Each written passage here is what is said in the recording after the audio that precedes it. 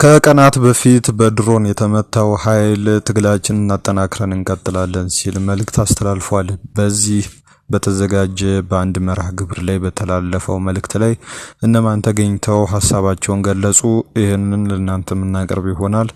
ሌሎች ተያያዥ መረጃዎችን ለእናንተ ለአድማጭ ተመልካቾቻችን እናቀርባለን። ሰብስክራይብ ማድረጋችሁን አትርሱ። በቀጥታ ወደ ጉዳዩ እናልፋለን። ከቀናት በፊት ቅዳሜ ሲመጣ አንድ ሳምንት ይሆናል።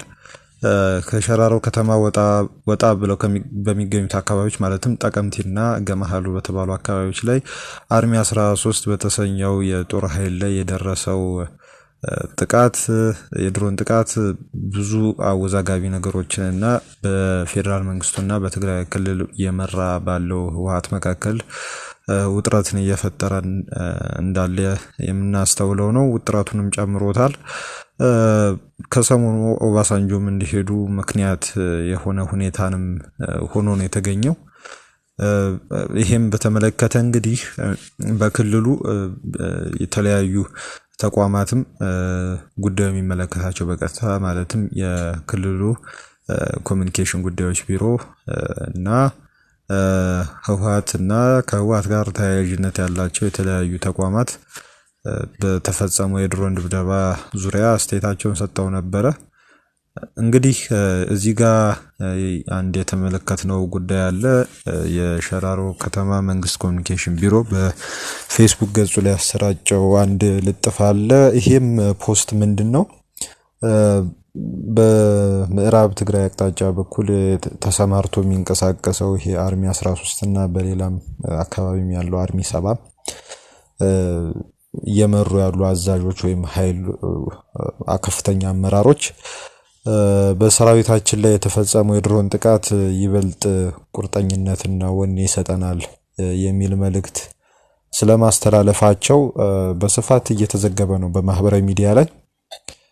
የሸራሮ ከተማ መንግስት ኮሚኒኬሽን ቢሮ ባሰራጨው ጽሁፍ ላይ የፌደራል መንግስቱን የብልጽግና ስርዓት ሲል ነው የጠራው። ይሄም ስያሜ ከስያሜ አገላለጽ ጀምሮ በቅርቡ አንድ ሊፈነዳ የሚችል ጦርነት እንዳለ የሚያመላክት ነው ተብሎ በአንዳንድ ወገኖች ዘንድ ተወስዷል።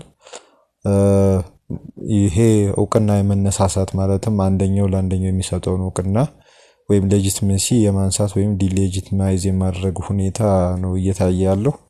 ይሄ በቀጥታም ሆነ በተዘዋዋሪ ለጦርነት ጥንስስ እንዳለ ነው የሚያሳየው። እናም እዚህ ጋር እንግዲህ በእንቅስቃሴ ላይ የነበረውን የትግራይ የጸጥታ ኃይል ወይም ተዋጊ ኃይል ላይ የተፈጸመው የድሮን ጥቃት ተከትሎ ህዝቡና ሰራዊቱ ያሳዩትን ጽናትና ቁርጠኝነት ለማመስገን የምዕራብ ግንባር የተዋጊ ኃይሎች ከፍተኛ አመራሮች ከሸራሮ ከተማና ከወልቃይት አዲያው ህዝብና አስተዳደር ጋር የውይይት መድረክ አካሂደዋል የሚል ልጥፍ ነው በሸራሮ ከተማ መንግስት ኮሚኒኬሽን ጉዳዮች የፌስቡክ ገጽ ላይ የተጻፈው። በዚህ ተዘጋጀ በተባለውና በዛሬው ዕለት በተከናወነው መርሃ ግብር ላይ በቦታው ተገኝተው መልእክት ያስተላለፉት አንድ ከፍተኛ ጀነራል አሉ። ከዚህ ቀደም ዱባይ አሰርተውታል በተባለው መኖሪያ ቤትና ከወርቅ ንግድ ጋር በተገናኘ ስማቸው በሰፊው የሚነሳው ጀነራል ምግባይ ኃይለ ናቸው ተገኝተው ይሄን መልእክት አስተላለፉ የተባለው። እዚህ ጋር ያስተላለፉት መልእክት እንግዲህ በአጭሩ ፕሮቮክ የሚያደርግ ወይም ቀስቃሽ የሆነ መልእክት ነው ያስተላለፉት። እርሳቸው ያሉት ምንድነው? የብልጽግና ስርዓት የተባለው የክፋት ስብስብ ኃይል እንግዲህ ልብ በሉ የብልጽግና ስርዓት የተባለው የክፋት ስብስብ ኃይል በሰራዊታችን ላይ የድሮን ጥቃት ፈጽሟል ያሉትና እጅግ በጣም መረር ያለ አይነት አገላለጽ ነው የተጠቀሙት። አያይዞም በዚህ የብልጽግና ስርዓት እኩይ ተግባር የሚንበረከክ ሰራዊት አስተዳደርና ህዝብ የለም። እኛ እንደ ህዝብ ለህልውናችን ለራስ እድል በራስ የመወሰን መብታችንና መጻኢ እድላችንን ለማስተካከል እንታገላለን ሲሉ አጽንኦት ሰጠውን የተናገሩት። በአክለው ትግላችን ፍትሃዊና እውነተኛ ስለሆነም በእርግጥ እናሸንፋለን ነው ያሉት። እንግዲህ ይሄ መልእክታቸው በእጅጉ ሻከር ያለ ነው። ለጦርነት ዝግጅት እየተደረገ እንዳለና በፌዴራል መንግስቱ ጋር ያለው ግንኙነት እየሻከረ ወይም እየተጎራበጠ ስለመምጣቱ የሚያመለክት አገላለጽ ነው ተብሎ ነው የተወሰደው በታዛቢዎች ዘንድ። ቶኑ የሚናገረው ያ ነው። ከእንግዲህ ከትላንትና ከተሰራጨው የነ አቶ ጌታቸው ረዳና አምባሳደር ሬድዋን ሁሴን ጽሁፍ ምላሽ የሚመስል አይነት አነጋገር ነው የተነገረው። ያ ምንድነው? እነሱን አቶ ጌታቸው ረዳ ህወሓት በጥቂት ቀናት ውስጥ ጦርነት በፌዴራል መንግስቱ ላይ ሊከፍት እንደሚችል ነው ገልጸው የነበረው። በዚህኛው በኩል ደግሞ እነ ጀነራል ምግበይ በሚሰጡት ምላሽ ወይም በሚያስተላልፉት መልእክት ውስጥ ለጦርነት ዝግጅት ስለመሆናቸው የሚያመለክት ሐሳብ ነው ሲያያይዙ የምናየው። በአሁኑ ሰዓት የሚኖረው እንቅስቃሴ እንግዲህ የጦርነት ታይም እንቅስቃሴ የሚመስል ነው የሚመስለው በክልል ውስጥ። በኋላ ላይ አያይዘን የምናቀርበው አንድ መረጃ አለ። ይሄም በቀናት በፊት እኛም በሰፊው ያቀረብነው በትግራይ ክልል የወጣው የጦርነት ጊዜ አዋጅ ተግባራዊ ለማድረግ እንቅስቃሴዎች መጀመራቸው ነው። በምክር ቤት መጽደቁን እንግዲህ ነግረናችሁ ነበር። በይፋ በምክር ቤት ጸድቋል የሚል ምንም ሐሳብ አልተነሳም። በእርግጥ የክልሉ አሁን ላይ አለ የተባለው ካቢኔ ወይም ምክር ቤት ውይይት አድርጎ እንደነበረ በክልሉ መገናኛ ብዙሃን ተዘግቦ ነበር። ሆኖም ግን ስለዚህ ጉዳይ ድምጽ ስለመስጠቱና ድምጹም የመስጠት ስነ ስርዓቱም ደግሞ በአዋጁ ዙሪያ ስለመሆኑ በይፋ የተገለጸ ነገር አልነበረም። አዋጁ ወይም ረቂቅ አዋጁ ከክልሉ አፈትልኮ የወጣው ረቂቅ አዋጅ እውነት ይሁን ሐሰት ምንም አይነት ማስተባበያ አልተሰጠም ነበር።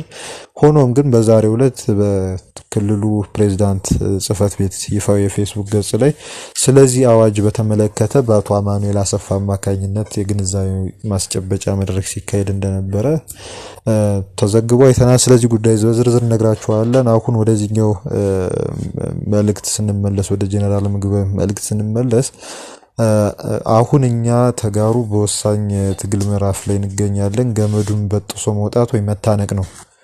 ይሄ በጣም ከባድ እንትን ነው። አሁን ማነቆ ውስጥ ነን ያለ ነው። ይሄ ትላንትና እነ አምባሳደር አዲስ ዓለም ባሌማ ሲያነሱት የነበረው ሐሳብ ነው።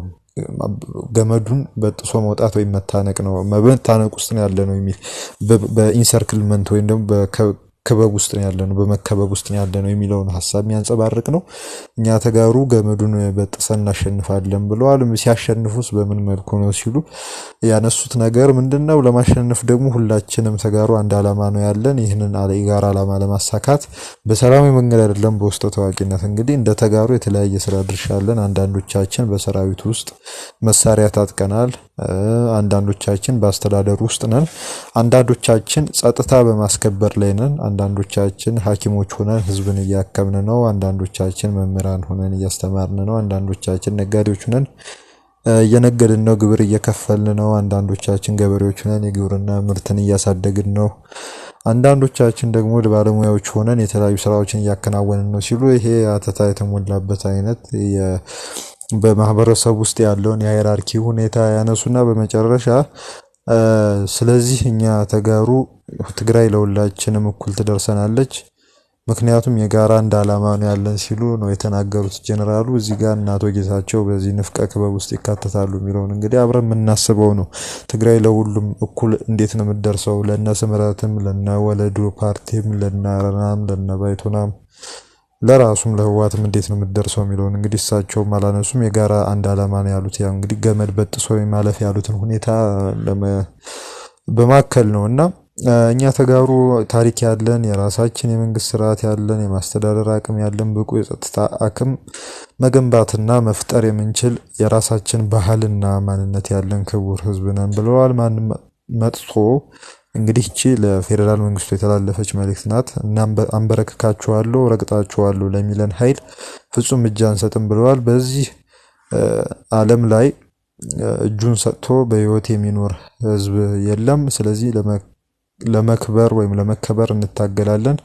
የነዚህ ሰማዕቶቻችን ደም በከንቱ አይቀርም። ተልዕኳቸውን ግቡ ላይ ለማድረስ ደግሞ እንሰራለን። ይህን ለመተግበር ደግሞ ወደ ኋላ አንልም፣ እናሳያቸዋለን ብለዋል። እንግዲህ ለፌዴራል መንግስቱ እንግዲህ በቅርቡ እንግዲህ ይዋጣልን አይነት መልእክት ነው እንግዲህ ያስተላለፉት። እንግዲህ ስለ ሸራሮ ህዝብ ተንከባካቢነት፣ እንግዳ ተቀባይነት በተለይም ታጋዮች ናቸው ስላሏቸው ኃይሎች ድጋፍ የመስጠት ሁኔታ በሰፊው አንስቶ እንግዲህ ጀነራል ምግበይ መልእክታቸውን ደምድመዋል። በሌላ በኩል ደግሞ በድሮን የተመታው ኃይል በድሮን ጥቃት ጉዳት ደረሰበት የተባለው ተዋጊ አህድ ወይም ደግሞ ክፍለ ጦር ወይም አርሚ 13 የተባለው ወገን አዛዥ የሆኑት እንግዲህ አቶ ጸጋይ ማርከስ የተባሉ ሰው ናቸው። እሳቸውም በበኩላቸው መልእክት አስተላልፈዋል። ትግሉን ለረጅም ጊዜ ታግለን ደግሞ አሸንፈናል። አሁን እንደገና አገርሽቶ መጥቶ እያታገልን ነው ብለዋል። በትግል ውስጥ መስዋዕትነት መክፈል አለ ብለዋል። እንግዲህ ስለ ቀደምት ሰማዕታት ስለተባሉት ወገኖችም ያነሱት ነገር አለ። በ17 ዓመቱ የፍልሚያ ውስጥ እንግዲህ የነበረው አላማ ወይም ደግሞ የነበረው ዳይኮቶሚ አያው ምንድን የተፋላሚ ወይም የወራሪ ተወራሪ አይነት ሂደት እናስተዳድራቸዋለን ወይም እንገዛቸዋለን አታስተዳድሩንም ወይም አትገዙንም በሚል ነበር 17 ዓመቱን ሲፋለሙ የነበሩት። ዛሬም ይሄው እንጠፋለን እናጠፋቸዋለን አንጠፋም ነው ትግሉ ሲሉ አንስተዋል። እንግዲህ እዚህ ጋር አጽንኦት የሰጡት ይህ መስዋዕትነት በከንቱ አይቀርም፣ ዓላማቸውን ከግቡ እናደርሰዋለን ሲሉ እንግዲህ አመልክተዋል። ሌሎችም በዚህ መርሃ ግብር ላይ መልእክታቸውን ያስተላለፉ ሰዎች አሉ። የዋት ማዕከላዊ ኮሚቴ አባልና የሰሜን ምዕራብ ዞን ዋና አስተዳዳሪ ወልደ አብርሃ ገብረ ጻዲቅም እሳቸውን እንግዲህ በትላንትናው ዘገባችን ላይ አንስተናቸው ነበር። የክልሉ የዛካይ የወረዳው ወርቅ አምራቾች 120 ሚሊዮን ብር እንዲያዋጡ ትዕዛዝ ያስተላለፉ ሰው ናቸው። እሳቸው መልእክት አስተላልፈው ነበር። ከሞላ ጎደል የይዋጣልን አይነት መልእክት እንደሆነ ነው የተመለከትነው። በጣም በእጅጉ አነጋጋሪ የሆኑ ነጥቦች ናቸው የተነሱት። ከቀናትም በኋላ ምናልባትም ከወራትም በኋላ ምን ሊፈጠር እንደሚችል የሚያመለክቱ ናቸው ተብሎ የሚወሰድ ነው። ይሄ ቀላል መልእክት አይደለም በወታደራዊ አመራር ደረጃ ዘንድ ይህ አይነት ሀሳብ ሲነሳ። እስቲ አሁን ደግሞ ወደ አንዲት ፈረንሳይት ጋዜጠኛ ጉዳይ እናምራ። እቺ ፈረንሳይት ጋዜጠኛ ወደ ትግራይ ክልል ለዘገባ መጓዟን ተከትሎ ከኢትዮጵያ ስለመባረሯ ነው የተዘገበው። ላክሮይ ለተሰኘ ጋዜጣ ነው እንግዲህ እቺ ሴት የምትሰራው። የዚህ ጋዜጠኛ የስራና የነዋሪነት ፍቃድ ስለመሰረዙ ነው የተነገረው። ጋዜጠኛዋ ባሳለፍነው ወር ወደ ትግራይ ክልል ለዘገባ ለመስራት ተጉዛ ነበር። ይህንም ተከትሎ ነው ሀገሪቱን ለቃ እንድትወጣ ትዕዛዝ የተሰጣት። እንግዲህ እቺ ዘጋቢ እንደ አውሮፓውያን አቆጣጠር ከ2023 ጀምሮ ኢትዮጵያ በመሆን የላክሮይ ጋዜጣ ማለት ነው የአፍሪካ ቀንድ ጉዳይ ዘጋቢ ሆና ስትሰራ ነበር የቆየችው። ይቺ የ30 ዓመት እድሜ ያላት ጋዜጠኛ ኦግስቲን ፓስሊ ትባላለች። እንግዲህ እቺ ጋዜጠኛ በኢትዮጵያ ባለስልጣናት የተሰጣትን የመውጫ ቪዛ ከተቀበለች በኋላ ሰኔ 4 ቀን 2018 ዓመተ ምህረት ሀገሪቱን ለቃ ስለመውጣቷ ነው የተዘገበው። እንግዲህ ጋዜጠኛዋ ከግንቦት 26 እስከ 29 ቀን ለዘገባ ወደ ሽሬ ጉዞ አድርጋ ነበር፣ ወደ ሽሬ እንዳስላሴ እና ጋዜጠኛዋ በወቅቱ በክልሉ እየታየ ባለው የፖለቲካና ወታደራዊ ውጥረት መባባስ ምክንያት ዳግም ግጭት ሊቀሰቀስ ይችላል በሚል በነዋሪዎች ዘንድ እያየለ የመጣውን ስጋት በመዘገብ ላይ ነበረች። ግንቦት 27 ቀን ሽሬ ያለች ከኢትዮጵያ መገናኛ ብዙሃን ባለስልጣን ተወካይ የስልክ ጥሪ ደርሷታል። ከዛም በአስቸኳይ ወደ አዲስ አበባ እንድትመለስ ትዕዛዝ ተሰጣት። ከዛም በወቅቱ ከሽሬ ወደ አዲስ አበባ በረራ የነበረው ግንቦት 29 ቀን ብቻ በመሆኑ እንዲሁም ከመቀሌና ከአክሱም የሚነሱ በረራዎችም በእለቱ ስላልነበሩ ወዲያውኑ መመለስ አለመቻሏን ነው መረጃው የጠቆመው። አዲስ ስታንዳርድ ያገኘው መረጃ ማለት ነው። እና ግንቦት 29 ቀን ወደ አዲስ አበባ እንደተመለሰች ወደ ባለስልጣኑ መስሪያ ቤት ተጠራች። ከዚያም የባለስልጣኑ ዋና ዳይሬክተር የሆነችውን ሃይማኖት ዘለቀና ምክትል ዋና ዳይሬክተሩን አቶ ዮናታን ተስፋዬን ጨምሮ ከአራት የስራ ኃላፊዎች ጋር ተገናኘች። በስብሰባው ወቅት ከባለስልጣናቱ ከሚያዝያ 27 ቀን ጀምሮ ከጦርነቱ በፊት የነበረው የትግራይ ክልል ካቢኔ ወይም አስተዳደር ዳግም መቋቋሙን ተከትሎ በክልሉ ባየለው የፖለቲካና የጸጥታ ውጥረት ምክንያት መካከል ወደ ትግራይ የተጓዘችበት ምክንያት በተመለከተ ጥያቄ ቀረበላት። በመቀጠልም ምርመራ እስኪደረግባት ድረስ የስራ ፍቃዷ ታግዶ ቆየ።